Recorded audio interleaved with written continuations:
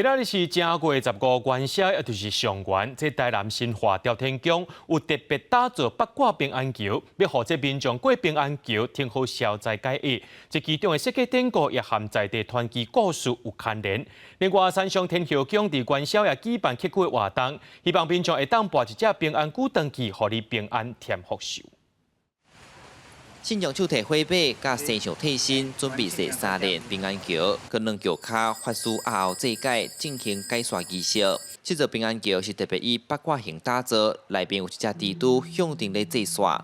这是台南新化朝天宫传统的元宵夜祭。比方讲，新化是八卦体，相传早年有蜘蛛正咧作怪，所以除了逐档设八卦桥，佮结合3档文章来祈求地方平安顺遂。来过一下平安桥。 祈求今年平安顺遂。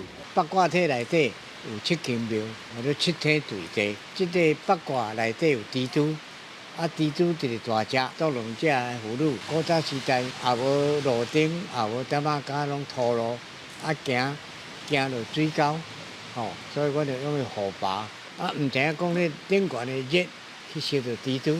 除了有八卦平安桥庆元宵，另外一边嘛正闹热。山上天后宫办团成超过1架子的乞龟活动，较特别的是，唔但组成玉儿信物，有用面具做贡品，其他神明嘛拢有专属的平安龟，龟的大小重量，庙方照顾咧无咧增加，佮加上每只大龟顶悬，佮爱放细只龟，向天代代生团。自从我第一道拔着龟了，感觉阮的伫阮兜的生活。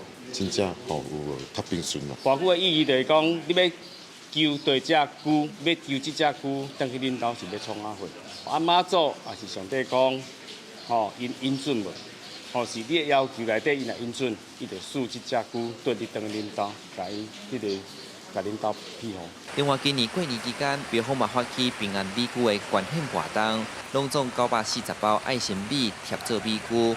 按算旧历17，因会捐予给收集破参慈善机构，要将这份爱传落去。记者李顺台南采访报道。